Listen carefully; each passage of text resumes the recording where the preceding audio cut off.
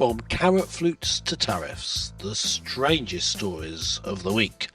Welcome to Mark and Pete. Now, here's a thought. Really bad situation. When a wheelie bin goes for a spin, it wheels away the waste with haste. But if strikes begin, it's really a sin, as streets fill with wanton waste. Oh, yes, indeed, a major incident has been declared by Birmingham City Council. Well, as you've seen in the media, tons of waste all over the streets, pouring from people's doors. Mr. Pete, I ask you, on this particular story, what on earth is going on in Birmingham and how do you get rid of all the rubbish? Well, Mr. Mark, I think the problem is that these bin workers just think they have a rubbish job and don't want to do it anymore. Right. Yeah, look, it's not a great job, and so it's no surprise that you want the working conditions to be right. And I know there's some dispute on um, the change in particular positions. It's some way that it's been structured that's an actual issue rather than the collection of refuse itself, although they're still refusing to do it. Get it? But it harks back, doesn't it, to the winter of discontent back in Totally. the late 70s when we were having people having disputes. Now, I'm not saying it's not a serious dispute, but they come in phases, don't they? Suddenly you have everyone complaining. So there has to be somehow a cultural, a political acceptance that these things are going to happen. It seems, anyway. They seem to come in phases. And it looks like we're going into one of those phases again. Are we going to get, I mean, we've had train drivers in dispute. And still we have issues with the trains in that they now don't have enough drivers, and often trains don't run on time. So the refuse isn't collected, the trains don't run on time and are often cancelled. Britain's falling apart. Well, it is. And when it comes to the bin situation, of course, the vermin increases. We're seeing rats as Yeah. big as cats. We're seeing councillors as big as dogs. Yes, I yeah. think the bottom And line is, would you say it would be reasonable to say that Birmingham City Council has failed its community? yes, well, yeah, yes, I think that you can say that the council has failed because it hasn't manage manage this. But we can also say that the strength of the union is such that they're able to cause this sort of trouble. So I wouldn't necessarily come down totally against the council. The problem is that there's this dispute which council's fault, but it's also the unions. Blame can be laid the unions to as well. That there is this issue that has built up Yeah. without having it sorted out in advance, without the necessity for striking. Now, having said that, people who know the details of it, there'll be arguments on either side as to whose fault it was Yes. that such talks broke down. But the fact that it's there, that's the thing I'm Yeah. making about. The fact that this issue is there, it could be a sign of the times. Well, it could be. We And could here's be something heading. else. The weird week continues. It's something else to shout about. Yes. Yes. Now here's a little thought. Swinging tonsils. We would all adore the Fab Four to twist and shout once more. But if you roar their full music score, your throat will be very sore. Yes, it would be. Yes. And before we get Mr. Pete to start singing the Beatles catalogues, yes, Yes, you'll be I'm ready. pleased to know that, yes, directed by Sir Sam Mendes, there is going to be, yes, 4 major new films about the band itself. Well, we've seen actors declare that they're going to play certain roles. We'll go into that in a minute. But once again, we're dredging up the past. Mr. Pete, what do you think of the Beatles? And are you looking forward to the 4 films? Well, Mark, this is the second of our stories for this week, and they're both been rubbish stories. In that the first one was about rubbish collectors. Now this one is about a band that I'm not a fan of, the Oh, Beatles. I know they're dear. not around anymore, but I was never a fan of them. 4 biographical films where I mean, even you just, I mean, the poem, of course, brilliant as always, Mark, but even just what you've said about it already has bored me. When it comes to a whole film, and then there's 4 of them, no, I think it's just too much. I think this Yeah. Sam Mendes guy. Well, he's done very well to get funding from a studio for four films, um, Yeah. and got and he's. I understand he's already cast these Oh, actors to yes. play the different Beatles. Yeah, it has. No doubt they'll be brilliant lookalikes and No, they're not. That's the carry thing the. that puzzles Oh, me. I mean, I'm going to right. chip in here because I like the Beatles music, but what puzzles me, and okay, maybe that some of the actors that are playing Paul, George, Ringo, John, etc., they will probably look like them in the end, but at the moment they look nothing like them. So, in fact, you Yeah. look more like Well, them. well, hopefully and, they'll and sound a bit even like sound them. That like would be them. good. But the fact is that maybe there's a bit of artificial intelligence sort of woven in. Either way, what I'm curious about, to your point, is how you managed to get four films. Now, maybe what they're going to Yes. do is they're going to feature on each of the different characters, and that's the way it will work. Will that keep the Could be. audience happy? Who knows? It could But be. the I mean, one it thing could that be I though. I Sorry, do, it could be a time issue. it could be a They time. could start with the early days and then It could be, move but on to the either big success, way, etc. I think Yeah. that what you will see is a flood of Beatles music back in the charts, and that's a good thing. God. Oh no. Oh no. No, well, But I mean, yeah. Yes. I think just in closing on yeah, this would. I mean, it's interesting how in with Hollywood movies they've tried to get diversity hmm. and everything. Presumably they'll have a black and an Oriental person and a woman playing the Beatles.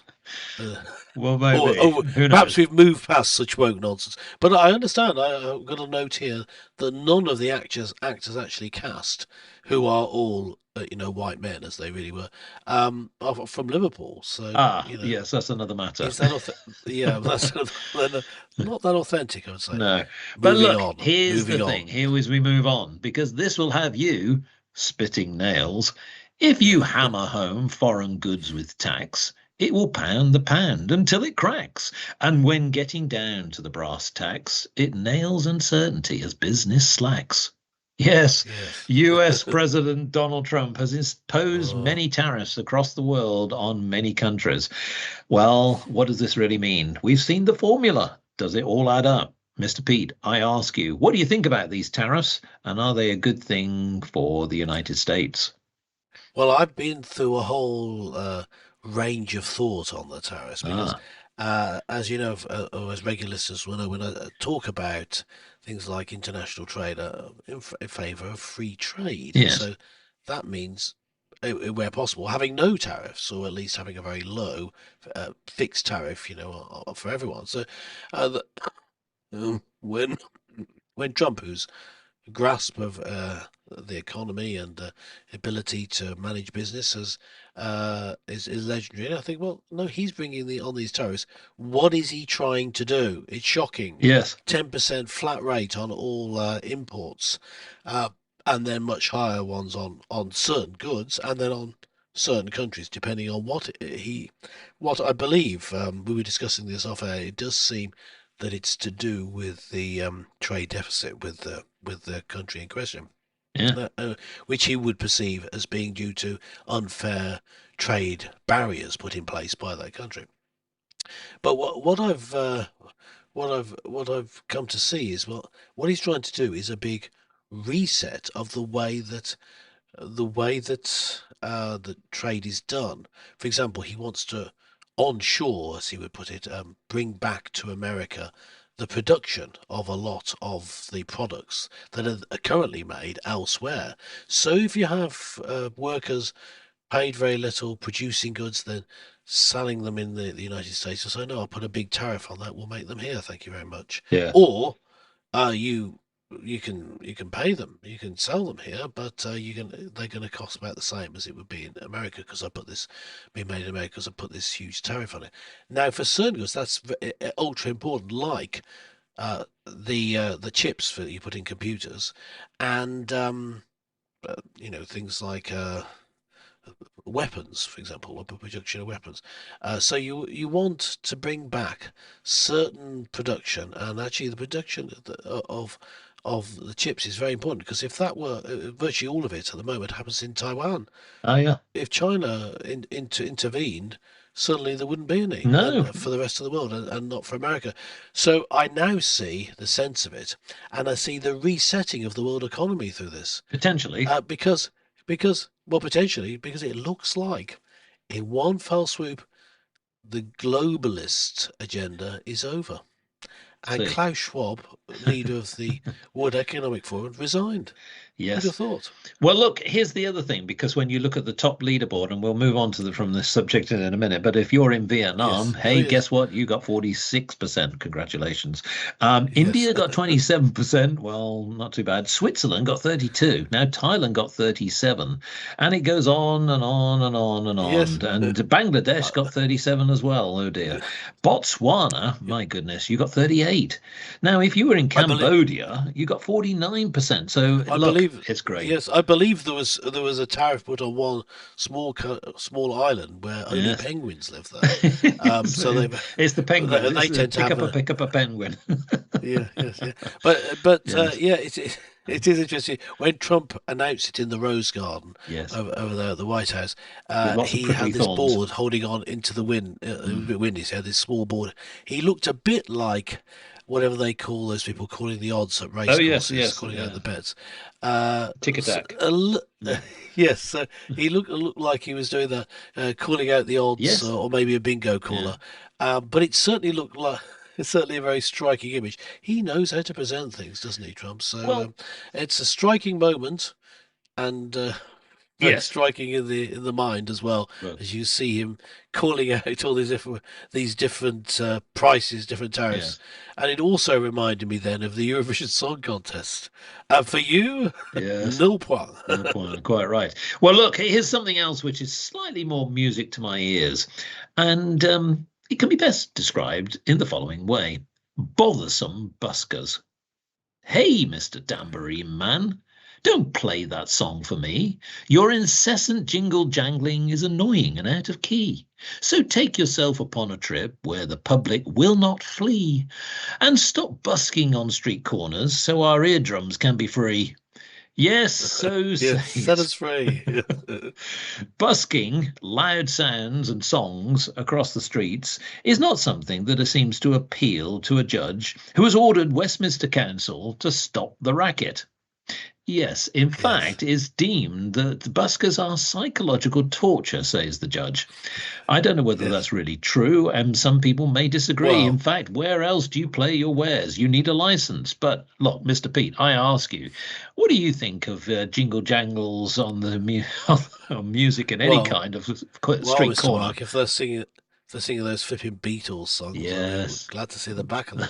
But yeah, I'm I'm all for freedom of expression. I don't mind them doing it. I actually find it usually a little bit irritating, them playing, but it's just, let's be frank, they're not usually that good, and it's just a little bit of noise in the background. yeah, But I think I think they should have a perfect right to do it. I think it's right for you to have a license, so that you have some control over it. But yeah, that's about it. I think that it's. I don't see that it's psychological torture unless, of course, they use amplification and it's too loud. I think yeah, they should look into that. Maybe just say either you can't have amplification, or like you would have with if you have a party on or something, you get have it for the local council to simply measure the decibel levels, which is what would happen in that case. So I think that's the case. However, I think if I were a busker and said my music was psychological torture, um, yes. I might think again my life choices in going into busking. Well, indeed. And in fact, what's quite interesting is Ed Sheeran has, in fact, been banned from busking, and quite Yes. recently in the southern Indian city of Bengaluru. But in that particular case, I think we can certainly sympathize. However, Yes, what I will absolutely. say Yes. is, just coming He's back a to, big fan of the show, oh so I yeah, apologise absolutely. to him. Please Yes. come on, Edward. But what I would say is this. Look, if you are a musician, there are very few outlets. I know that some people say, hey, well, look, you've got TikTok and you've got many other social platforms. But look, I think it is tough for musicians to break into the music industry. And, busking, this has been going on for decades. I mean, back in the 50s, 60s, many bands and artists tried their luck at that. And, you want them to sort of get some recognition. I agree that perhaps maybe there should be a little bit more scrutiny. Amplification, I think, is not good because once you start blasting Yes, that that's true. across the Yeah. city or Well, the I was town, that's thinking, not a yeah, I good was thinking thing. of that rule. Think of that rule because I know when you have public discussions and debate at Hyde Park Corner in London, one of the things they introduced to make it work so that it doesn't just take over the park is they just banned amplification, Oh, and yeah, that yeah, yeah. so I think that may be a way forward Well, to stop this psychological torture. yes. Well, look, here's another breaking story about a slightly more serious subject, which is about a code breaker, an enigma. A brilliant mind can decipher and decode and calculate in computer mode. Unless the cranium has simply slowed, then its capacity will overload. Maybe that's you, Yes, Mr. Pete. But unfortunately, maybe. what we've seen in the news recently is that, yes, Betty Webb, MBE, who was one of the last surviving Bletchley code breakers, died recently. And she was 101, so lived to a ripe old age. But let me ask you, these are the people that really were the backbone of Britain, who really made a difference during the Second World War. Mr. Pete, I ask you, more of these people, I think, should be hailed for their efforts and what they Mm. achieved during a very difficult time. Yes, it's interesting, isn't it? That, of course, for some time her role, and many women like her remained anonymous. So Yes, it was only later I think it was in that the 70s even her, they could speak. Yeah. yeah. So even her family didn't know. So unsung heroes in a very literal sense, and so I think it's important to recognise their contribution Yes, and. It's important to recognise soldiers' contribution to war effort, but nerds too can make contribution to the war, as as in this case, someone with that sort of mathematical code breaking ability. So, yep, what a great woman who she died when she was 101, wasn't she? yes, Died at a good old age and had that. No, she did far more in her life than this, but she should be remembered, as should those who took part in that code breaking effort at Bletchley Park. They should be remembered for the great role that they played using brain power. absolutely. Very good. Well, look, we come on to probably the most serious subject of all, which, Yeah. of course, is musical carrots. Now, when you think about musical carrots, in my opinion, this really goes back to your musical roots. If you convert carrots into musical flutes, you can see yourself having rhythmic roots. Unless you've gone bananas and tuned shoots, you may be one of the harmonious old fruits.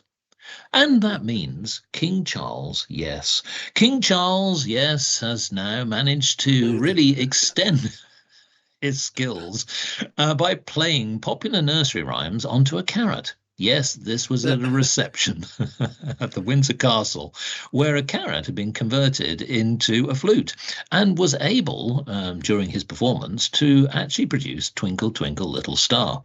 Well, Mr. Pete, I Yes. ask you, what more can we say about the talents of our great royal Well, family, particularly what? King Charles? Well, Mr. Mark, yes, King Charles is a man of many talents, and it's made them more amusing. Not that, of course, we want to ridicule our king any more than's absolutely necessary, but he has been known in the past for his Environmental attitudes to efforts, yes. environmental issues, and also talking to plants. He made Yes, this comment that he spoke to his plants, yes. and there is a theory Are that we if you talking talk about to the your rest of plants, his it helps plum them grow. family here or what? No. Yes, he speaks to the Prince Harry, vegetables, and they respond. Yeah, or whatever his name is now. uh, yes, whatever it may be. But yes, because of that background of King Charles, seen as a bit of a Fruit Loop and a bit Yes. crazy with his with his attitude to plants, that he then plays a carrot flute is made all the more amusing. Let's just put it What? that. What? But Go on. but I was going to say yes. The thing about these royal appearances, I know I'm broadly in favour of the idea of a constitutional monarchy, but uh, I just as they go on and they open this and Yes. they cut the ribbon on that, you just think what are you achieving? You're not actually doing anything, and then playing a carrot flute is just the final, the icing on the cake, the straw that broke the camel's Was it the back, you carrot might cake? say. Yes, yeah.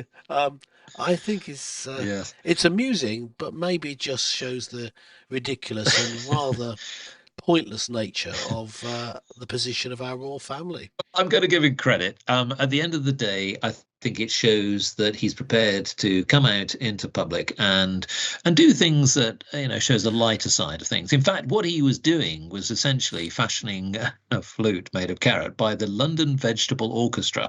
Yes, folks, they Right. do exist. And for me, I think maybe wouldn't it be great to hear the national anthem actually played by some old fruits with a few vegetables thrown in.